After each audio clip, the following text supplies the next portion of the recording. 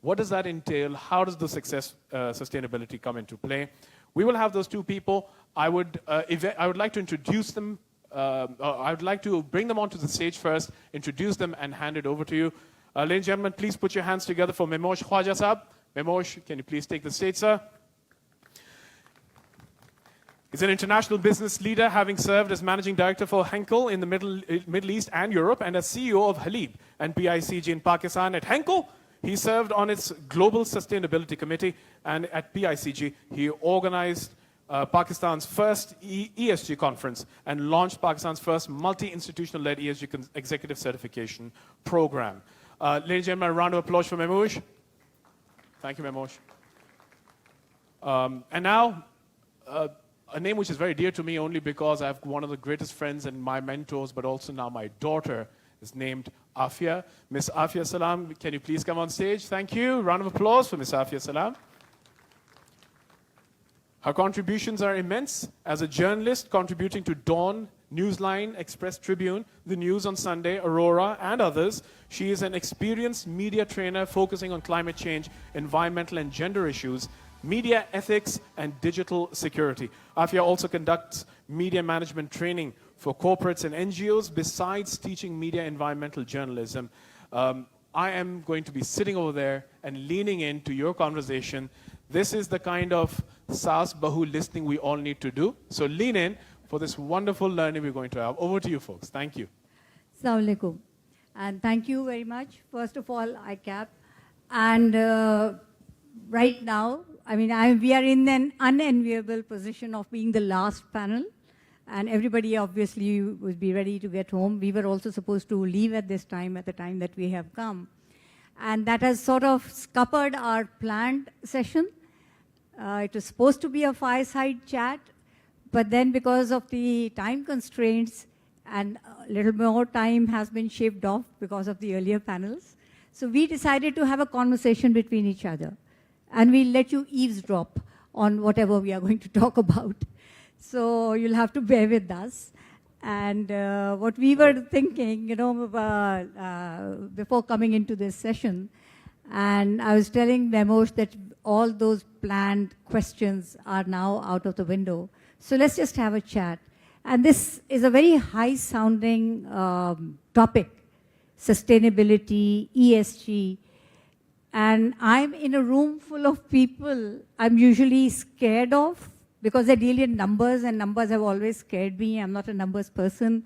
Neither am and I. Neither are you, apparently. I thought he would be the support. You know, he would understand what CFOs do.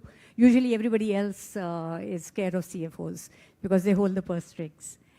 But how do we go about it? You know, how do we pivot the attention of the CFOs onto a subject which was earlier, you know, sort of parked in the HSE in the industry, you know, health, safety, environment. Yeah. And now it has moved beyond that. So how do we go about it? Yeah, I think the first question is, I'm sure people are at different levels of understanding here, but let's just revisit this basic issue that we have. Okay, ESG kya hai? What is ESG? And even to date, when we discuss with executives and boards, still we get, you know, a lot of people answering, saying, is it CSR? Is it something more glorified, just a CSR glorified version? Yeah, ye hai ki wo hai. People are still, you know, not moving away from CSR and not getting there. So I think वो एक सबसे पहले उस पे बात कर लेते हैं कि CSR कहाँ है और ESG उसी की offshoot है या बहुत मुख्तलिफ चीज़ है. What's your perspective on this? So this is a journey which hasn't really taken all that big long route. Many people earlier used to confuse charity with CSR. And many times it was pretty unstructured. Even the SECP had made it a recommendatory practice rather than a mandatory one. It wasn't legislated as such. So jisne jitni karni hai, recommendation was 1% of the profits. India ki hum misal dete the, I belonged also to a consumer rights body, so wahan pe 2% is mandatory. So we were hoping that Pakistan would move toward that, but then the shift came. So after CSR, which was very random and which also depended on the marketing and advertising companies which would recommend कि भी इसको banner दे दें, इसको back page का ad दे दें, इधर थोड़ा सा राशन भिजवा दें कोई रमज़ान में, you know, those kind of things. And then there was this shift which became narrow but deep, which was CSV. Creating shared values, because many organizations, they said, no, we will focus on our area of business and we will focus on the people who are part of that business. So if somebody, I think it was Satya Halib milk product. So that company would go only to the people who would be a part of that supply chain, and they would better their lives, their processes, so they would be able to access better. And now this ESG is a concept which we need, like I mentioned, you know, it was always HSE. अगर आपने कहीं जाना है, environment पे बात करनी है, sustainability पे बात करनी है, तो वो आपको HSE वालों से मिलवा देते थे. और अब ESG के लिए हम कहाँ जाएं? So this is fairly new, and you have taken that lead in that in Pakistan to introduce this. बिल्कुल सही. I think CSV तक की ही basically एक evolution समझ रहे हैं, because जो बेसिक बात है वो इसमें ये है कि ESG में जो सबसे ज़्यादा उस कंपनी का रेलेवेंट मटेरियल इशू है, उस चीज़ के ऊपर फोकस आपने करना है. यानी कि अगर आप दूध बनाने वाली कंपनी है तो आप कहीं एजुकेशन पे ना काम खर्चा करें, शायद आपको हेल्थ पे ही रहना चाहिए. या अगर आप कोई आपकी कोई इंडस्ट्री है, पानी का इस्तेमाल ज़्यादा कर रहे हैं, तो आपको पानी के मुताबिक ही सोचना चाहिए. So in that respect it is an evolution from where you said CSV. However इसमें सिर्फ जो चीज़ इम्पॉर्टेंट है वो ये है कि अब इसमें एक फाइनेंशियल इंटरेस्ट इन्वॉल्व हो गया है, besides that responsibility bit. So that's where ESG is coming from, in the sense कि जो जिन लोगों की इन्वेस्टमेंट्स हैं कंपनीज के अंदर, चाहे वो शेयर होल्डर है, वेल मेनली शेयर होल्डर ही है, but in the form of owner है या इन द फॉर्म ऑफ कोई लेंडर है या किसी ने और इन्वेस्टमेंट की हुई है. So they have an interest in that company's performance, because वो ये सोचते हैं कि इन इश्यूज़ पे, ESG इश्यूज़ पे उस कंपनी को काम करना चाहिए. सो बिकॉज वो इन्वेस्टर का पैसा इन्वॉल्व है, therefore our friends here, the community is also very closely involved, because it's all money is involved here. So, but you said financials, but what about the reputation? So the finance is, like I said, that's a domain I'm wary of, and you said you're also not very familiar with. But finance deals with specifics, with something very, very specific, you know, the numbers. And there is something attached to it which affects the company's financials, and this is where we had the word, you know, enter the triple bottom line. Because the reputation of the company depended on the way it conducted its business. Its financial transaction needed to be fair. Your wages had to be fair. So it, you know, it started growing in that direction. But in ESG, E would cater to environment. S would be an offshoot or condensation of the social responsibility, which we saw in CSR. But the entrance of G is the newest element, and I think it is the most important element because it talks about governance. आपने CSR कर लिया, और अगर आप उसके लिए answerable नहीं हैं कि किसके लिए किया, और कंपनी के लिए कुछ reputational आपको benefit उसका मिल गया, mileage मिल गई, but everything has now to be seen holistically. और इसको हम देखते हैं, जैसे मैं देखती हूँ, मैं environment, climate change की space में काम करती हूँ, so I see things moving, or rather I would like to see things moving in sync with our SDG commitments. You can't just pick one box out of it and say we'll cater to this and we are done. We are not done. So the governance element will have to look at the social, it will have to look at the environment and the implementation. And so how do the CFOs seated over here, how do we bring them into that conversation? Because they are usually removed from that. Maybe the owner, or rather the managing director would be looking at it. The marketing would want a good image. No, I'm glad you raised this point. और अभी पिछले session में discussion हो रही थी कि professionals को कैसे अपना horizon expand करना चाहिए. They were saying go from finance to supply chain and sales.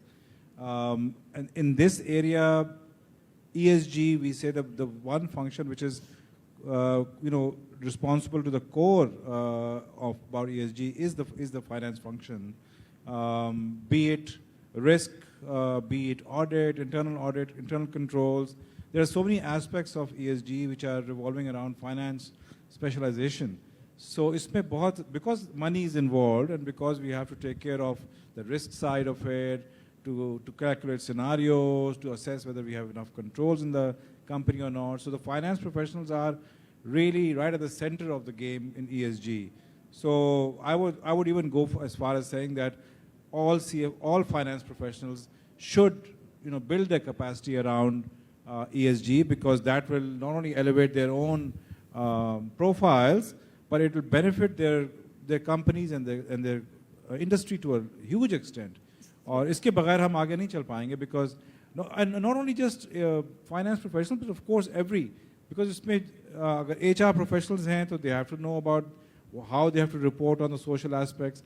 अगर engineers हैं, they have to report on the HSE aspects. But somebody has to orchestrate the whole music for the company. I think that's where the CFO or the finance function is very, very key. Usually the responsibility is given there. I advise a lot of companies as well, and they always ask कि अच्छा हम अपनी company में हमारे marketing के साहब जो हैं उनको हमने स्पेयर हेड करने को कहा है सस्टेनेबिलिटी को, या corporate communication कर रहा है. I'm sorry to say this, but basically that, and I instantly say that's great, because they will produce a great report for you. But if you want to make a big change, तो आप अपने CFO को या finance function को head करवाइए उस committee को, because then they can organize. Absolutely, especially because you use the words capacity building. And the CFOs would have to first realize that they have to build the capacity in-house of their entire workforce to understand the need to be compliant to ESG regulations, which are now becoming more and more stringent. But outside of individual companies, I think as a whole, the ESG landscape is still very, very sparsely populated. Because people don't understand how to build the capacity. We do not have those certification bodies. So it's internal auditors judging the ESG and compliances of a company, which in any other business would really be looked at, asking, that how can you judge yourself? So you have to have some compliance bodies which would certificate your processes and your. So how do you bring that in? Ji, exactly. अभी आपने बात की compliance की और regulation की. So इसमें एक ये debate ये भी है कि ESG को हम एक regulation आ गई अब तो. So how are companies going to look at it? Is it fine to have it as a regulation, या उसको हम voluntary तौर पे छोड़ देते हैं, जैसे कि हमने कई चीज़ों को open-ended छोड़ा हुआ है अभी तक.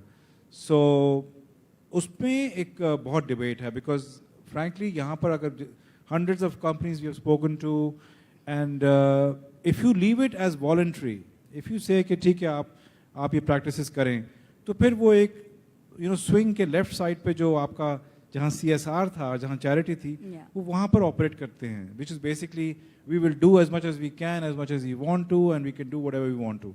So अपनी free will से जो आप कर सकते हैं वो वहाँ पर रहते हैं, if you leave it voluntary. ये जो regulation है वो basically आपको कहीं उस swing के बीच में ले आती है, जहाँ के आपको ये कहा जाता है कि आप अपने report करना है on your key issues in this manner. लेकिन किसको रिपोर्ट करना है, यही तो मैं कह रही हूँ. आपने अपने ही अगर ऑडिटर्स को रिपोर्ट करना है, so that's neither here nor there. So we need a community building of people who understands ESG, who are able to understand how companies function, how they can be judged. We are not there yet. So I think we need to go on that path as well. Auditors तो आपको report नहीं करना है, आपने इसको basically जो market है आपकी, जैसे stock market है या capital market है, जो investors जहाँ बैठे हुए हैं, वो in the Western world, it's a big part of the market जो basically इसको judge करते हैं हर company के stock को on the basis of the ESG performance. तो यहाँ पर अभी ये next step है कि हम उसको उस level पे ले जाएं जहाँ पर हमारी market में भी ESG performing companies हों, और फिर उस हिसाब से हमारी जो stock markets हैं वो भी उस तरह perform करें. So actually it really irks me that we have to follow the leader, so to say, but the lead has already been set by the companies the overseas marketing companies, the MNCs which function over here. So you have members of the OICCI, you have American Business Council and other organizations, because the international compliances are not voluntary. They are mandatory. So they are cleaning up their processes and they are getting into those kind of reporting. And, so likewise, it may just trickle down to become an overall industry atmosphere. The environment would be where not complying to ESG would be seen as bad for business. So do you think that we can see that in the near future? I know we have very little time, and this is a question I would actually have posed to the audience and get an answer from the CFOs. Would they be willing to invest in creating that kind of an environment first within, and then be on the lookout for those international agencies, like, for environment, you have, ISO 14,000 so-and-so, and different compliances. Those certifications matter when you're, trying to achieve a kind of a status. इसमें value creation का question आ जाता है. So basically वो जो level है, अगर कोई business case होगा या कोई वैल्यू क्रिएशन नज़र आएगी बिजनेसेस को, CFOs को, then they will automatically move towards it naturally without being pushed towards it. So I think that's the jump we have to make. And जितनी केस स्टडीज सामने आएंगी, जितनी एग्जांपल्स सामने आएंगी, जितने हम एक दूसरे के साथ एक्सचेंज करेंगे कि जी सक्सेसेस आई हैं कि नहीं आई हैं, उतना ही इसकी अडॉप्शन में तेज़ी आएगी. सो अभी तो रेगुलेशन तक हम पहुँचे हैं जहाँ पर हमें कहा जा रहा है कि आपने XYZ करना है. But I think the next level will be achieved when we get examples. और मेरा ख्याल है अगले 1-2 साल में कंपनीज जब इसको इम्प्लीमेंट करना शुरू करेंगी, तो there will be naturally some cases. So this, I'm afraid, is not a journey that can be, long and leisurely, because people have to leapfrog. The industry have to leapfrog because there are some controls or other penalties that are also going to be there, and which are going to be hitting the business in a bad way. And also we must realize that Pakistan, focusing on the E over here, the environment, is a country which is faced with not just climate change vulnerability, but environmental degradation.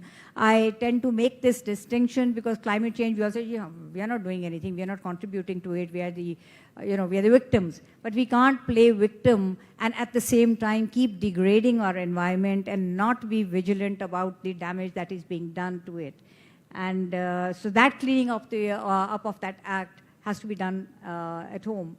And this is something that we were talking about, that is that push going to come?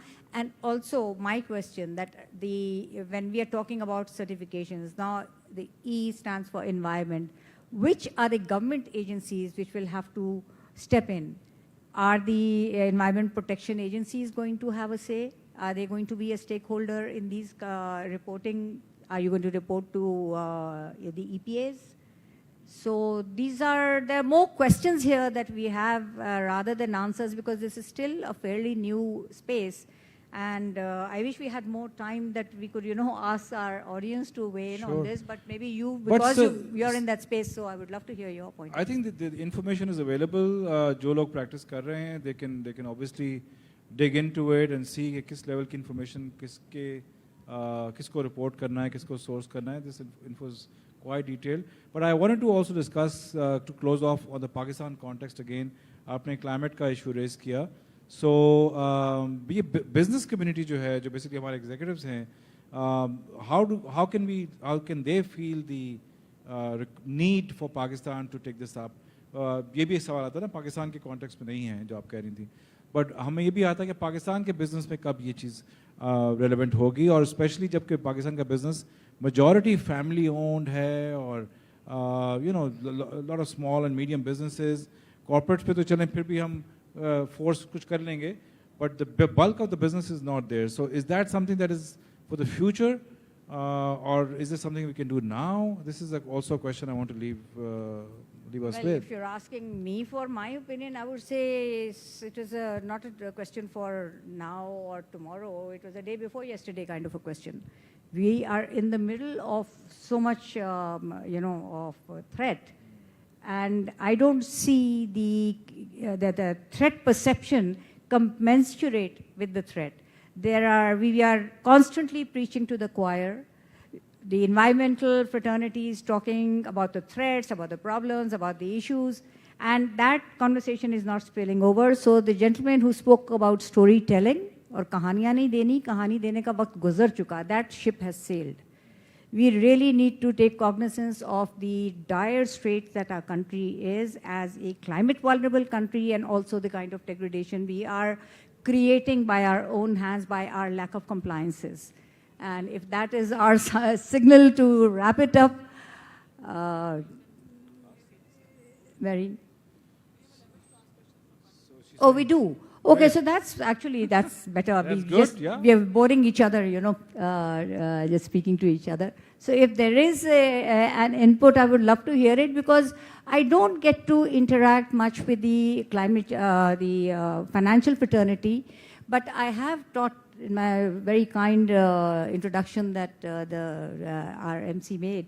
I have taught at a couple of universities, and at one university I was invited as a guest. And that was a business university.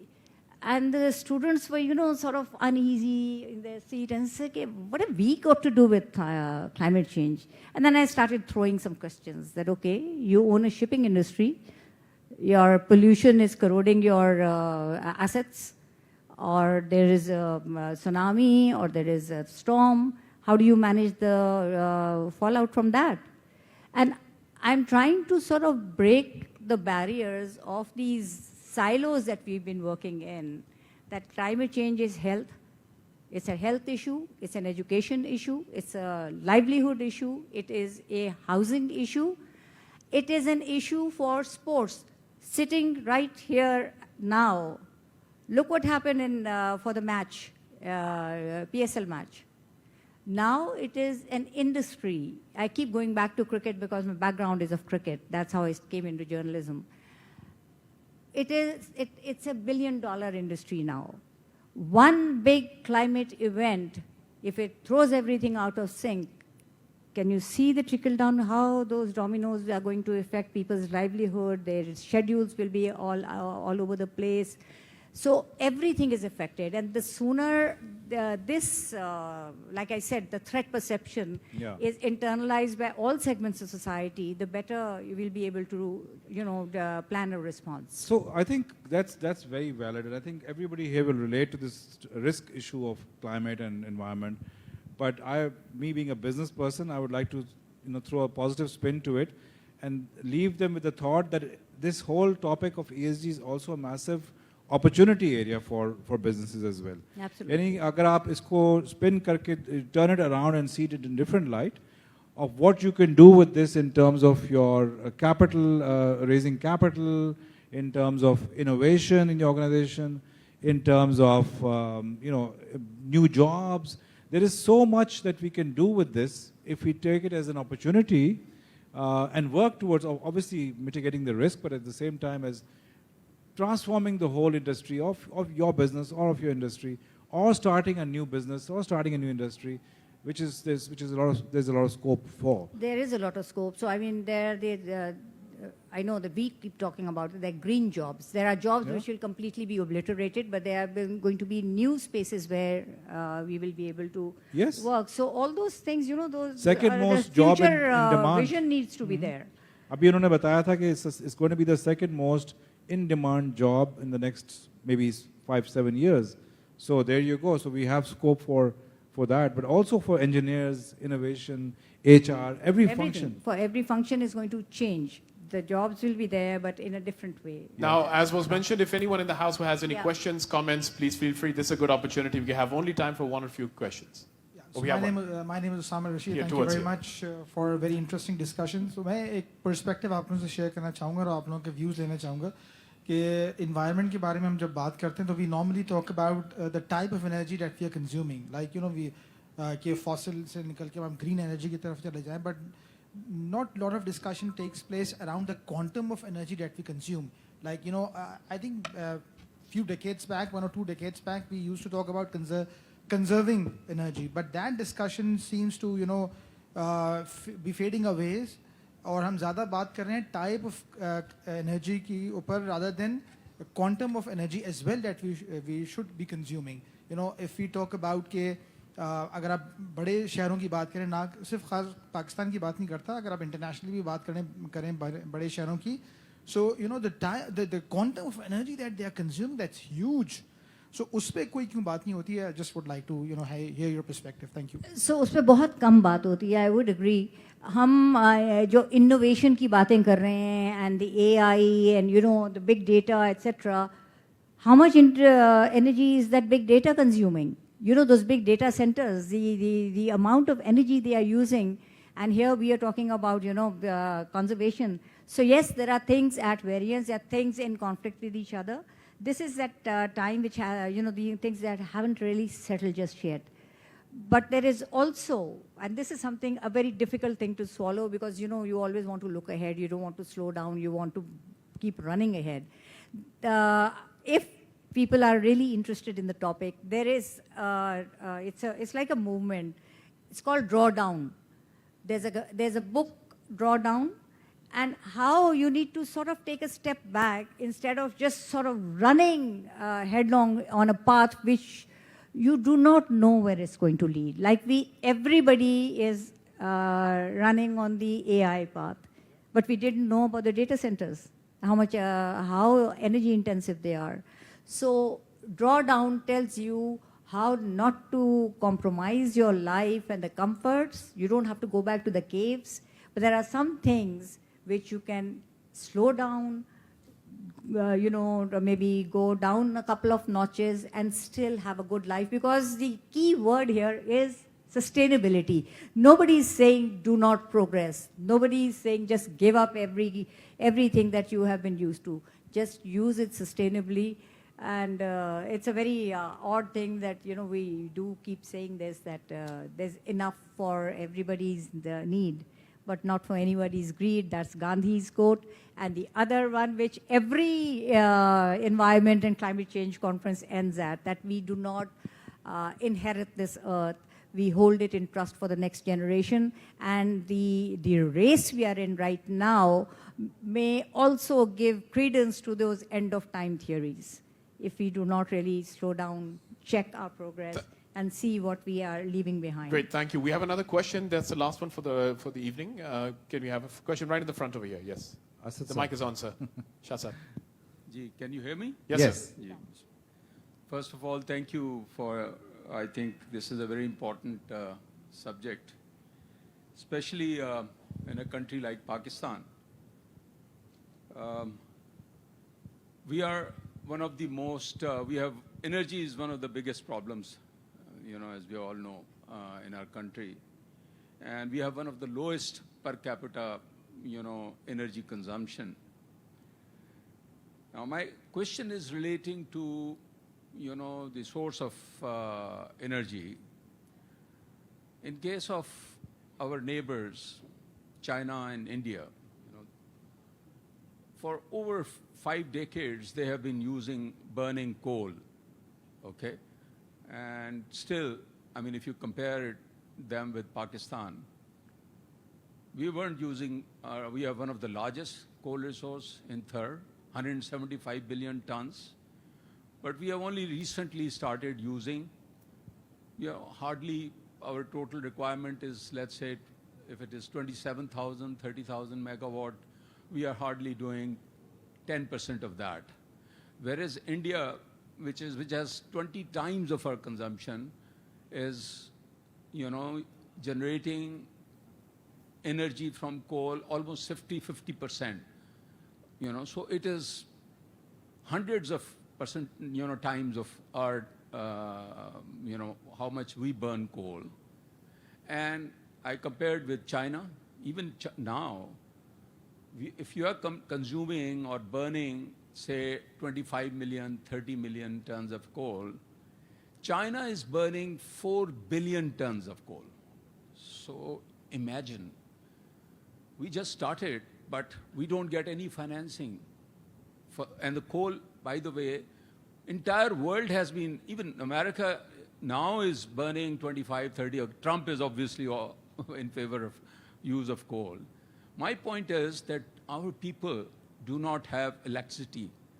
children die in government hospitals because yesterday I was told that in the interior of Sindh, 10, 12 hours of power load shedding is taking place, right? And there are 20, 30% of our people who do not have access to energy, even in this day and age. Why? Because whatever electricity we are generating, 50 rupees per unit. If the same energy we generate from coal, third is the cheapest source, It's hardly 7 or 8 rupees compared to other sources. So what is your perspective in this situation? Yeah, I think, thank you, Asad Saab. This is a fundamental question for a country like Pakistan, and I think absolutely rightly asked. ये debate तो global south की है, Pakistan including other countries also, that our first priority is to have development and have growth, or let's say growth and then other development parameters. क्योंकि जो आपने बात की, health issues हैं, एजुकेशनल इश्यूज हैं, और बहुत से डेवलपमेंट के इश्यूज अभी हमारे रिजॉल्व नहीं हुए हैं. सो क्लाइमेट का इशू भी एक एग्जिस्टेंशियल इशू ही है, but basically it's seen as a development issue also that has to be tackled. But at the cost of what? I mean, अगर क्या हम grow ना करें? और is there, or the debate is there a way to grow with this sustainable growth? Is there a way to grow? And what is the way to grow? अगर coal is the only way out, then I would say yes, I would say fine, we'll go with the coal. But अगर कोई और तरीके हैं, अगर कोई green तरीका है, कोई और एनर्जी एफिशिएंट तरीका है, इक्वली चीपर तरीका है जो कि हमें कॉस्ट एफिशिएंट ग्रोथ दे सकता है, then we should at least have a view towards it 10, 15, 20 साल बाद. बिकॉज कोल में ऑब्वियसली इंफ्रास्ट्रक्चर लॉक्ड इन है, वी फॉर द नेक्स्ट जी जी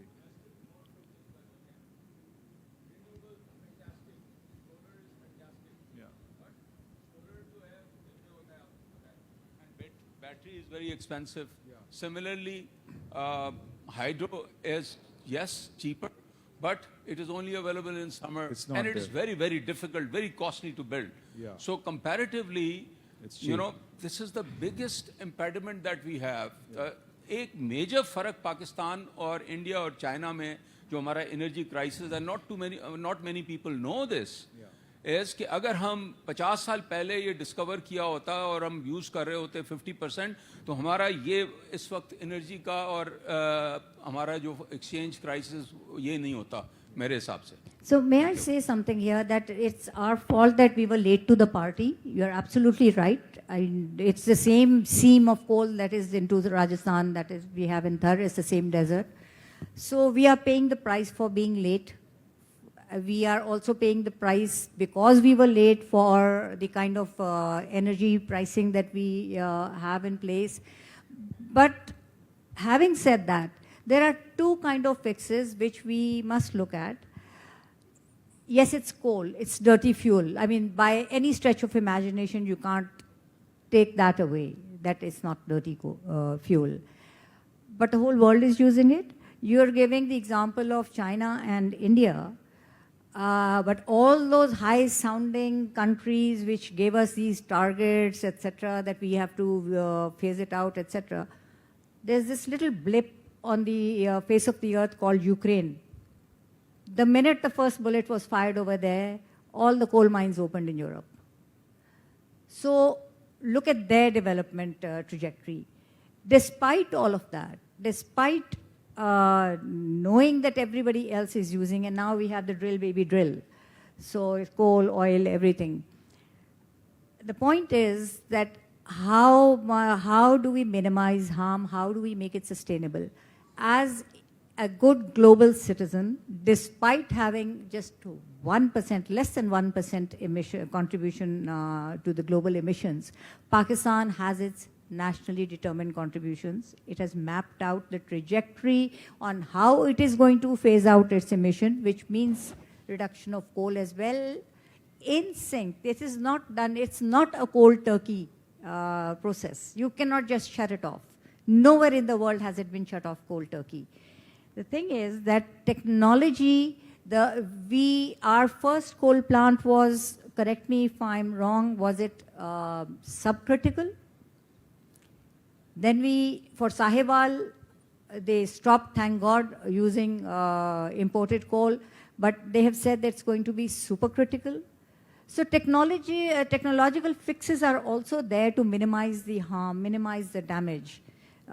Even the Tharkol, the first plant, which was Engro and Sindh government, the stack, their chimney, was 40 meters above the recommended one, so there was absolutely no chance of the emissions coming down. They would go into the rarefied air. There are ways to do these things. Pakistan's development imperatives have to be looked at. We cannot just sort of buckle under these international pressures and not look at the poverty alleviation that is the development imperative. We have to pull our people out of poverty. We have to look at their health. We have to look after their education and other things. Yes, we need to be compliant, but compliant doesn't mean, just sort of giving up on all the promises that we need to deliver to our own people as well. And every other country is also doing it. So this is, I know I get a lot of flack for saying this, that you're greenwashing and you've sold your soul to the devil. I said, so be it. When I travel across Pakistan and when I see the plight of the people, well, I find that to be the devil. That poverty is the devil, that is, So balanced approach for sustainable growth. Yeah. Sustainable, absolutely. It has to be sustainable. And we are moving. Hydro, yes, it would be cheap, but people look at, again, your CFOs, you're looking at numbers. Hydro, usme generation mein so many rupees as opposed to electrical. But what is the human cost of the hydroelectric? Or what is the environmental cost? Look at the land lost to, build those huge projects. The land resettlement of that population, the displacement of population, the degradation of the environment by building those huge infrastructure. So there are ways to do these things. That was the 60s. We are into another century now. Let's move with the newer ways of doing things. Okay. Great talking to you. I think they're looking Great at us now. talking to you, and I'm glad we got Thank to you to talk the to audience. others as well. Thank you very much.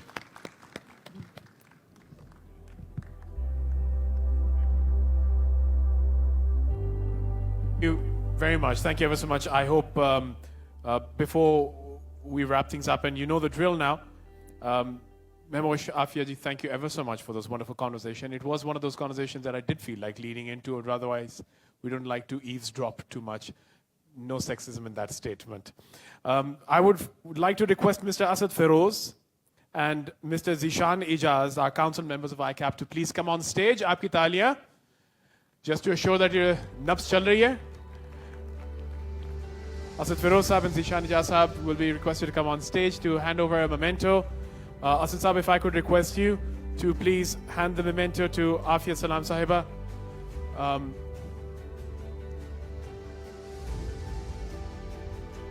I could not help but think that the journalist was always there with lots of questions and the self-pondering and the mutual pondering. Thank you very much. Aapki taaliyan chahiye ji to seal the deal.